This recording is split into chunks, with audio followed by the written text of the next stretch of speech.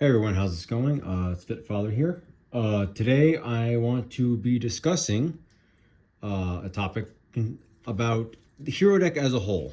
So I wanted to talk about the pros and cons of different types of hero decks, what to expect, difference between obviously a 40 card, 60 card build, different variations of the deck. So without further ado, let's kind of start getting into it. Again, if you like the video, please let me know what you like. If you don't, hope you learned something from it, right? So anyway, going into the pros and cons of the hero deck. Like I said before in the past, heroes are a glass cannon deck. Um, they are a very high risk, high reward kind of build. If they break our board and we don't have no way to recover, we're done. That's it. So unfortunately, that's just kind of the nature of heroes. That's kind of regardless of what hero deck you build. Some are a little bit more resilient than others. But let's kind of just go into the basics of what a hero end board should be. Normally, a hero end board should end on a variation of different things, depending upon what your hand is. You can either end on optimally Dark Law, that as with your interruption with favorite contact. Obviously, Destroyer Phoenix Enforcer should always be on the board. This is optional, depending upon your hands, and that should also be on the board. Wonder Driver. Then obviously you can go into, Neos Lord or the other evil heroes, Malicious Bane, or the evil hero Backfire, the new evil hero that came out. But that's normally what the end board should be. Depending upon what your versions are playing, we'll go into that first. There's primarily what you're going to see, two different hero builds. You have your hero builds that run Infernal Rider, and you have your hero builds that don't run Infernal Rider. That would be Evil Hero Infernal Rider. I don't run him right now. I used to run him. I thought he was really good. A lot of times you'll have Sinister, like the builds that run him will have Sinister Necrom as well, Super Poly, Dark Supremacy, and obviously Dark Fusion all in there, along with the Dusted Goals, the Dead in Prison. Occasionally you'll see a Toxic Bubble splashed in depending upon the list for extenders, but I digress. These 5 cards will always be in the Infernal Rider package, like the full Evil Hero package. So from going forward, I'm going to refer to the separation between Infernal Rider and no Infernal Rider. So no, if you guys talk about Infernal Rider, these 5 cards are all included.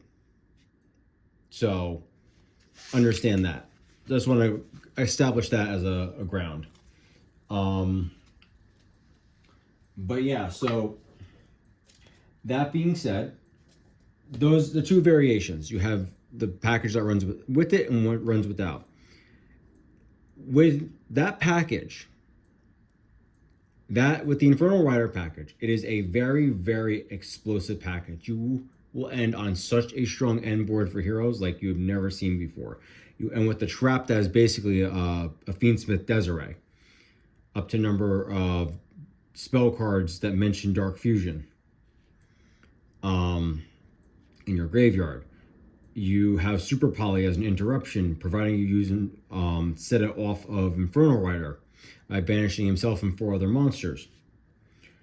And then you can, but again, the hero lock, you can Super Poly one of your opponent's monsters and optimally either your Shining Neos Wingman, if you made him for the interruption, or if you did not make him and you say use Element the Hero Brave Neos when using Infernal Rage to tribute him, or Aqua Neos.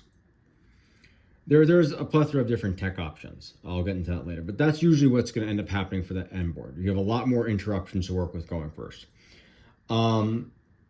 Versus the other build, which is the build I'm currently playing, which is more reliant on consistency and just getting out using the Evil Hero package as a means to get to your normal hero end board faster. It's all consistency. And like I said, there's pros and cons. The pros for the Infernal Rider build, and which is the big one, is that explosiveness, right? You have a crazy end board. It's a lot harder for your opponent to get around it. You can interrupt them a lot better. The big downside, in which I constantly run into, and this is the pro for the non-Infernal Rider package, is the brickiness. You will have a lot of brick hands. Even with running a higher card count. That is inevitable. You have 5 extra cards that can be slotted for anything else. They can be slotted for more engine, more non-engine, like more polys or mass changes. They can be slotted in for more interruptions, like more hand traps or board breakers. You have your options. Those 5 cards can become anything else. Now, as for the smaller, the non-Infernal Rider package, it's just consistency. The hero end board is the same as what it always has been. Just you have an easier time to get into it. And it also allows you to run less of certain cards. That's the other bonus too, is that you get to run a smaller deck count with that. I've found that yes, you can. I've seen people online who are able to do it, to make a smaller deck count with the Infernal Rider package. They're cutting out a lot of stuff. And if anyone can make a really, really good build with that, more power to you. And I would love to see that, like how it tests out, because I'm really curious. I love hero theory crafting. I love deck building. It is one of my favorite things with heroes, because the deck has so much potential. The other issue, I've kind of following into that same vein, is now going into the kind of the deck size you see with these two. With non-Infernal, you have an easier time getting to that 40 cards. You can get to 40, 42 fairly easy, while still maintaining anywhere from, I want to say, 10 to 12 hand trap or board breaker. Relatively easy. That's without running the Infernal Rider package. You can run a smaller deck size. Unlike with the Infernal Rider, you're kind of forced into almost a 50 card deck on average, and you're not running as much interruptions. Obviously the pros for running a smaller deck are you have a smaller deck. The likelihood of you seeing your cards in your hand is a lot easier. It also means you don't have to run a lot of 3-ofs for your starters. Obviously the cons are you don't get to play as many cards, and you're going to see your bricks a lot more. Vision Hero Increase, the one card you don't want to see in your hand, you will see him. Even in a 60 card deck, you'll see him. But likelihood is significantly less. As for, I'd say a 40 to 45 card range for heroes, if you're not running the Infernal package or running it how I am, is good. I think that's honestly, if you want hyper consistency and keeping it as tight as possible, 40 to 45 is that sweet spot. You're going to see your hand traps. You're going to see the cards you want a lot easier between the 40 to 45 card range. As you move on, then you start moving on to 45 to 50. At that point, if you're running over 45, you might as well go the extra 5 cards and put in the 50. I think 50 is the cutoff point for when it comes to seeing consistency but not seeing bricks. That for me is the number I've found where I see all my starters and all my hand traps, but I don't see my bricks as often. Even right here, just a hand test. I guess your brick cans happen. I'm sure I'm about to eat my words right now with a quick hand test. Look at that. 2 starters, 3 interruptions. That's in a 50 card build. And these hands do happen, obviously, in a bigger deck, depending upon deck building. But I'm just using this as an example for that. Obviously, your ratios do matter. Ratios matter for everything. But obviously, the bigger your deck count gets, the less likely you're going to see certain things. And that's why I say, for me personally, and again, I'm just giving this information out there for who wants to play the deck. These are things you want to consider. At that 50 card range, you're going to be able to put what you want in there. Now, that also goes to say what version of heroes you're running. I also feel that when you start running the Infernal Rider package, 50 is probably the safest bet to run that, but you're also running into the same issues as before. You're going to see a lot more of the bricks more often. You don't want to see Infernal Rider in your hand. You don't really want to see Sinister Necrom in your hand. You're going to see those cards more likely than not when you're in the 50 minus range. Once you go over 50, I would say anything over 52, at that point you might as well go into 60. And that is obviously your max, your hero, what they call the hero pile, where you're running like your 3 ofs of everything. You're basically running your 21 to 22 starters in your deck. And that, again, has its pros. Pros to that is you will not see your bricks. You can shove as many starters as you need to. You can shove more interruptions in, and you can shove whatever you like into that build, as long as you find whatever you find feels best for you. But with 60 cards, obviously, you're also not going to see as many of those, as many as what you like. The likelihood of, say you want to see Molchami Falalos in your opening hand, you're less likely to see it in a 60 card build going first than you are going to see it in, like, say a 50 card or a 45 card build.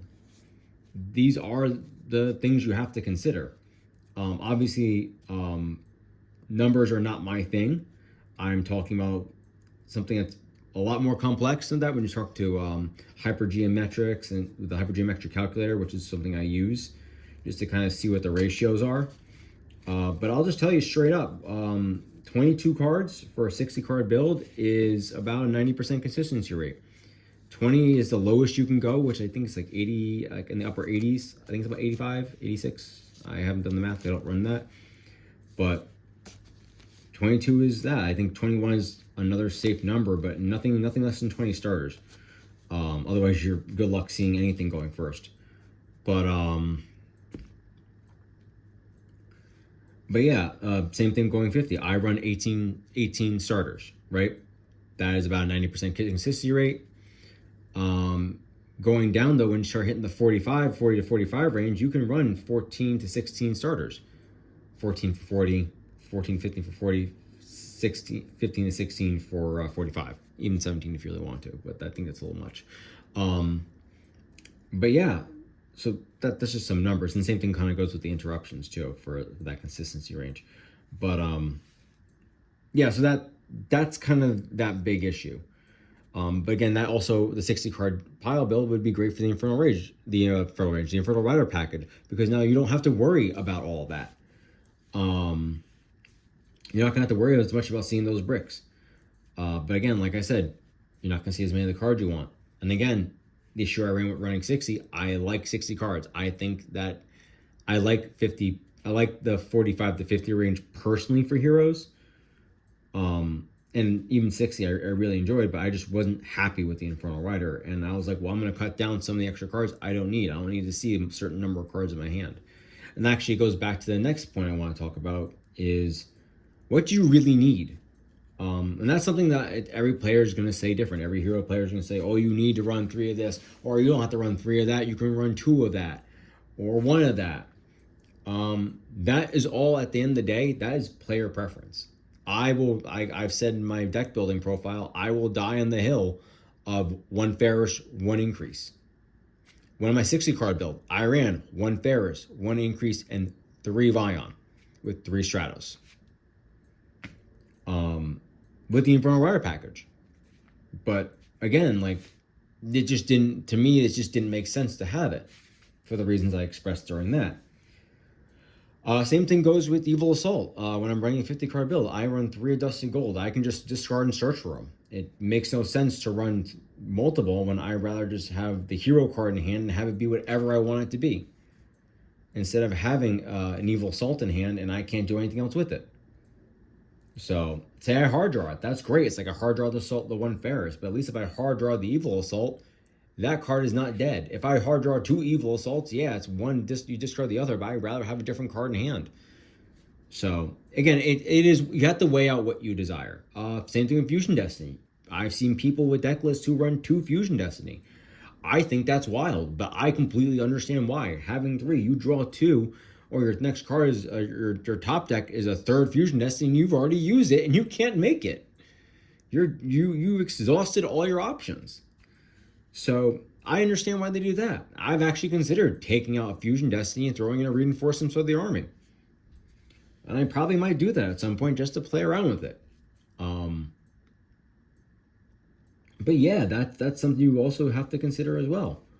Like what's your give and take for that? Ratios are everything.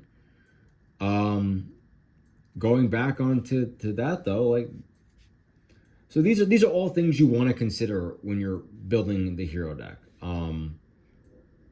You also got to consider obviously what the meta is. Obviously, the card you want to consider the most for your meta is Darklaw. How good is Darklaw during this meta? Do you want to run more than one Darklaw or more than one Mass Change to guarantee you're going to see him, especially going first? Or you want to run it for the interruptions, going first or second? You got to take these into consideration. But yeah, that's kind of the general overview of just those. This is a very shortened thing. This video is going to be very long, so this is a very shortened aspect of that kind of synopsis breakdown. These are all things you want to consider. The other thing you also want to consider for heroes is, would you want to run a board breaker or a hand trap base? You can. Forbidden Droplet in heroes is amazing. That is undeniable. We now have a new card that just came out. Gordian something, I believe it's called. Which basically you can ban. I believe it's activate during your main phase 1 or 2. Again, please forgive me, I forgot the card. I remember the general effect of it. But basically it's like a droplet, but you can banish either from your extra deck, which I don't know any hero player is going to want to do that. Or you can, I believe it's from hand and field, you can send to the graveyard. And then send that number of many cards from your opponent's field to the graveyard. But yeah, your opponent can't respond to it. What are they going to do? I think that's a great card. If I didn't have prior obligations right now to worry about, I'd probably pick them up. They're like, pre-order them. I'm probably going to regret not doing it, but I don't have the time. So, but yeah, that's another option. Do you want to play the board breaker or hand trap? I think hand traps right now for heroes are optimal. When before, way in the back in the day when I didn't have droplets, I was running hand traps. And I switched over to board breaker and I kind of realized I wasn't liking it as much. So now I went back to what I felt comfortable with and ran hand traps. And thank God for Konami reprint and everything. So, but that's the other thing. You can run, I think hand traps are honestly probably the better option to run personally for heroes. Now, I think that you can run a mixture of both. Yes, 100% you can run a mixture of both. But again, that's personal preference. And that's something you have to think about. Also, the other thing is too, something that, again, for heroes is something you have to consider with the deck. This deck gets severely hurt by Droll and Nib. Or, someone was detected at your front door. Sorry, family's going out. Droll and Nib are big offenders for this deck. You can easily get hit really hard with that. They shut this deck down.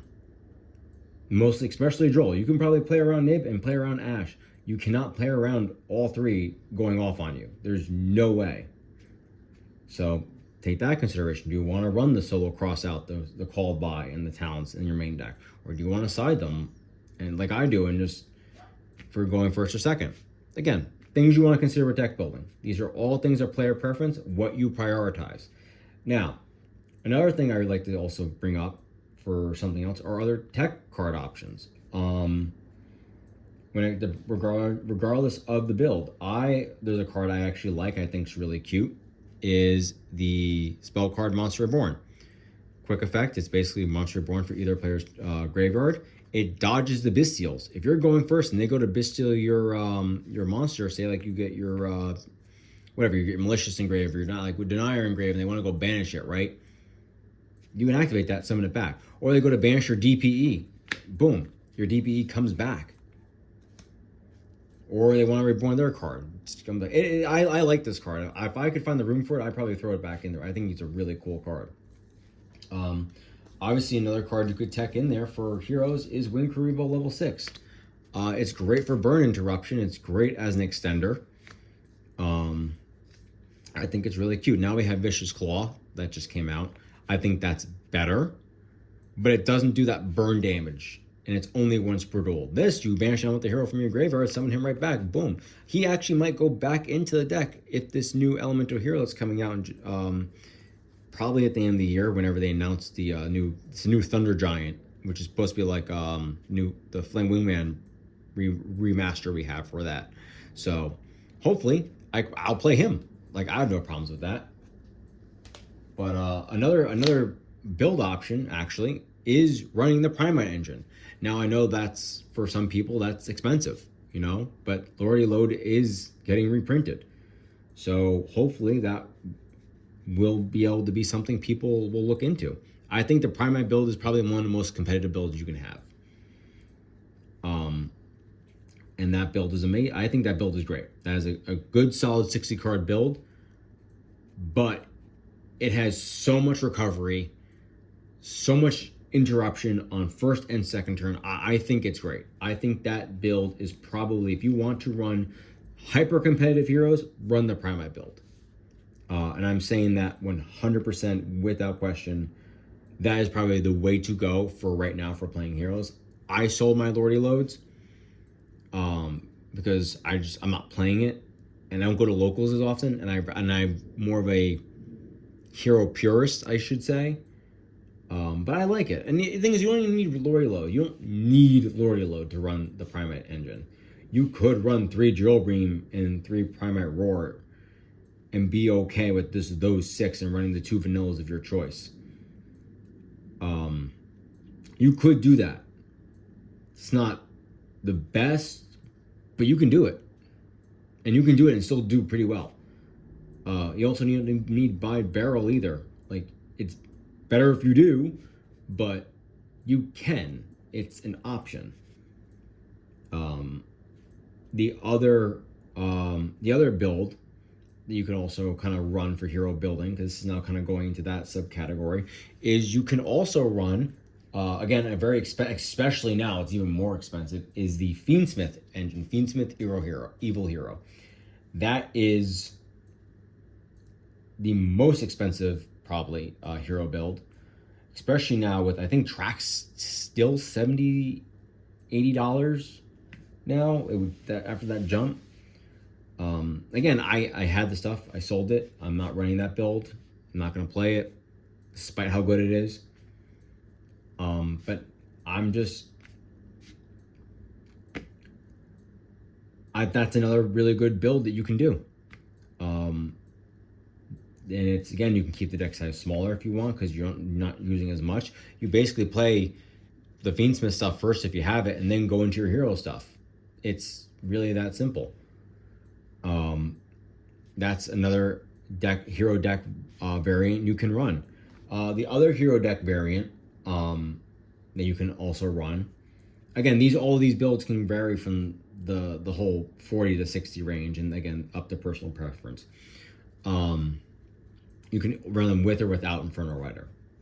That, again, that's also personal preference choice, depending on how much you want to fill it with brickiness versus not brickiness.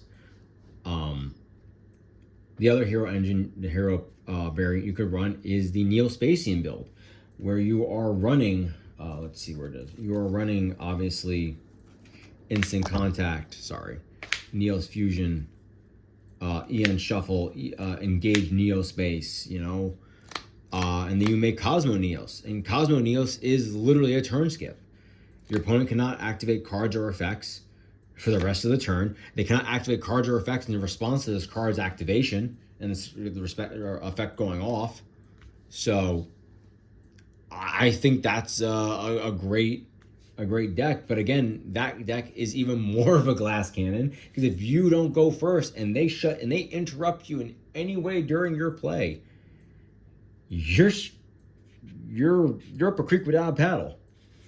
So again, I've seen there's a couple people online on Master Duel and stuff like that who made some crazy builds.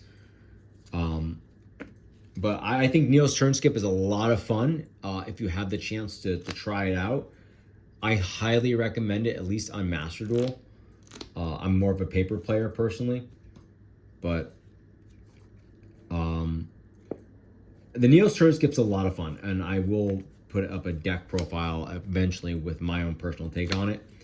I have a 60 card build that is a true like hero pile. It runs the Neo-Spacians, it runs Destiny heroes, Vision heroes, Evil heroes, Elemental heroes, the one mash change. It's literally a chimera of all the heroes, the entire thing like thrown together. I think it's fun.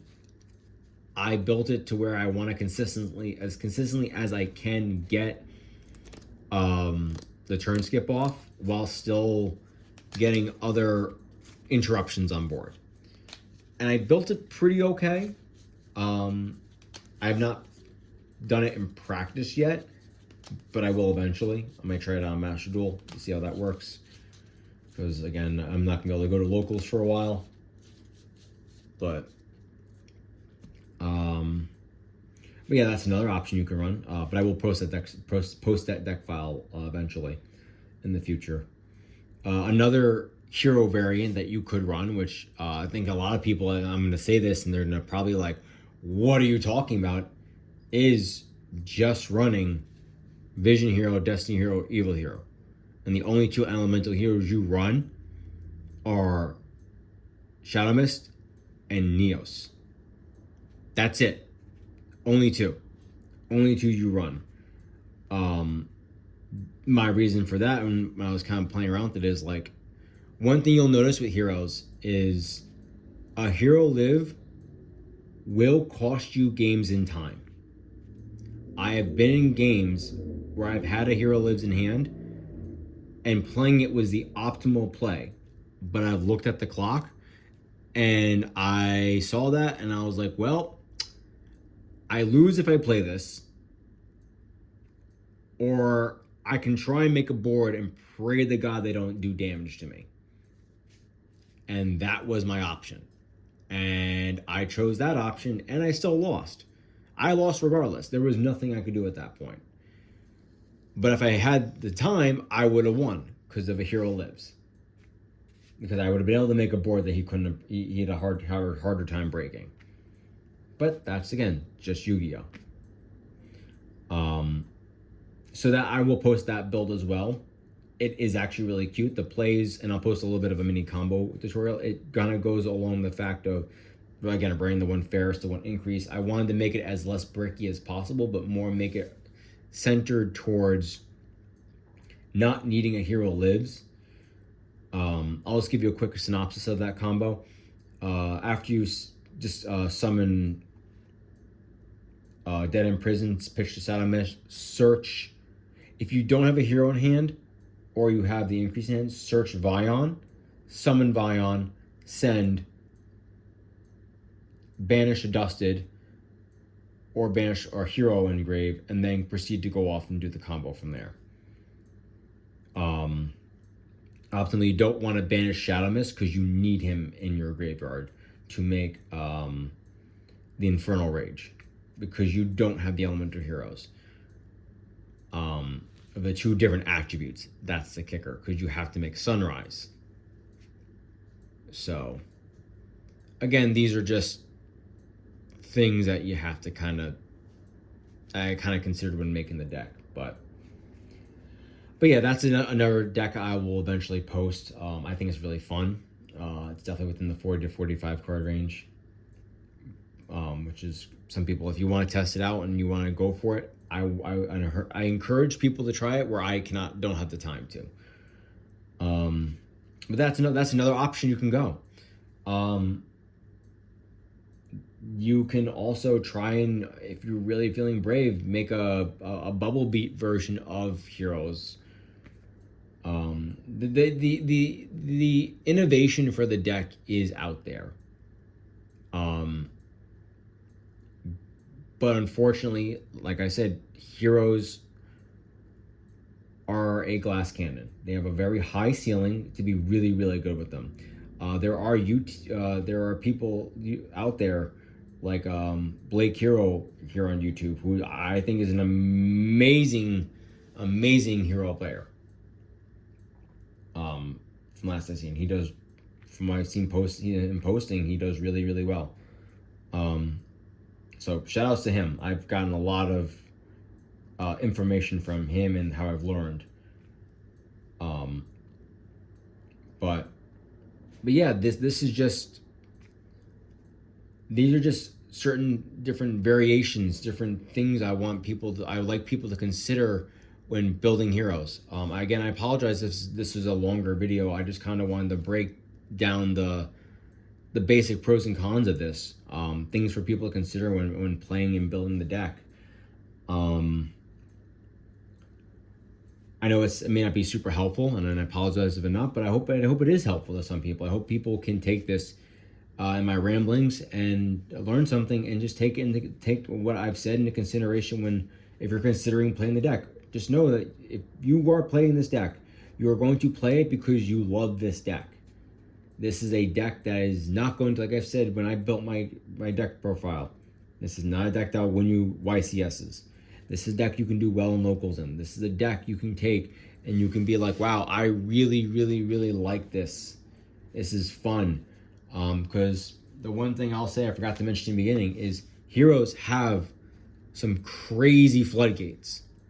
And that's why people like Heroes.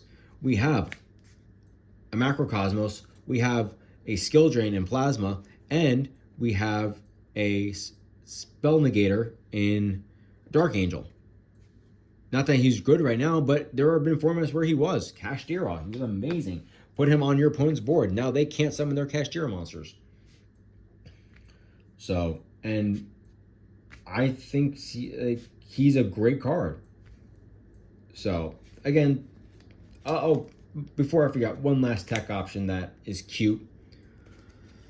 Yeah, this 1-for-1 and Dreamer. Instead of just having like, oh, I dump a card in grave, like, see, you have this in deck, right? Dump any monster. Now you have Destiny Hero on board. Now you can summon a monster, so you have a monster in hand. Summon that. You have a brick in hand. Boom. Now you have Cross Crusader tributes. Now you have more hands. Get whatever hero you want to your hand if you need it. This is just a cute little tech option. Excuse me. That I don't know why people haven't thought of. I think it's cute. Again, you're adding, I guess you could say you're adding a brick to hand, quote unquote. Especially if you draw both. I would run this in a 60 card build, not in anything less than that. But I think it's cute. I think it is a interesting combo, and I wish we'd get more level 1 heroes, because I think this would make this worthwhile. But yeah, so anyway, that's that. I will post my variation deck profiles later that are not the ones I take to tourney. But again, like I said, I hope you like it. I hope you learned something. And I hope you take something out of it. Until the next time, I am the Fit Father, and see you guys around. Later.